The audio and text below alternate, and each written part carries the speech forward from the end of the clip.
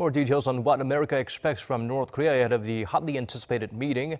National Security Advisor John Bolton laid out the specifics of denuclearization. Lee Ji-won shares with us his remarks.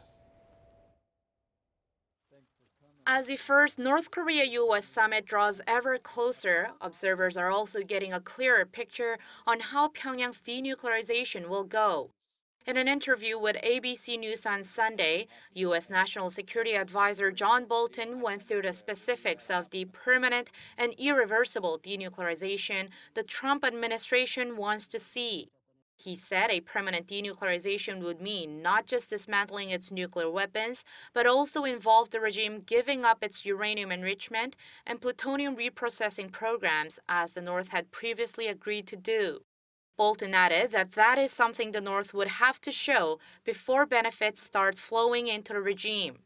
The hawkish hardliner also said the North is going to have to reveal all of its nuclear-related locations and allow completely open inspections.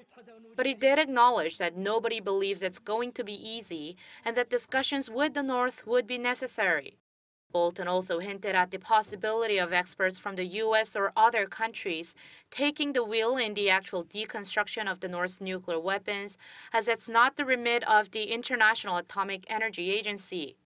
While Bolton mentioned ballistic missile, chemical, and biological weapons as issues to be discussed, he said nobody believes the two sides can complete the ending of the North's nuclear program in one day.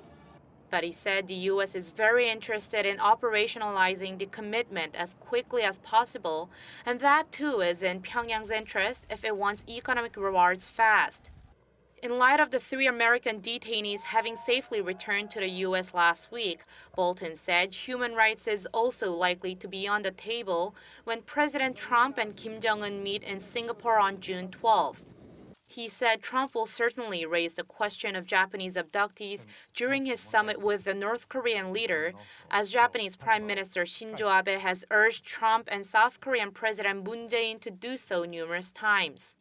Seeing Pyongyang's drive to denuclearize as its hopes to be seen as a normal nation and have economic exchanges with the world, Bolton said the North is on the right path and Washington is prepared to open trade and investment ties with North Korea as soon as it can. Lee Ji-won, Arirang News.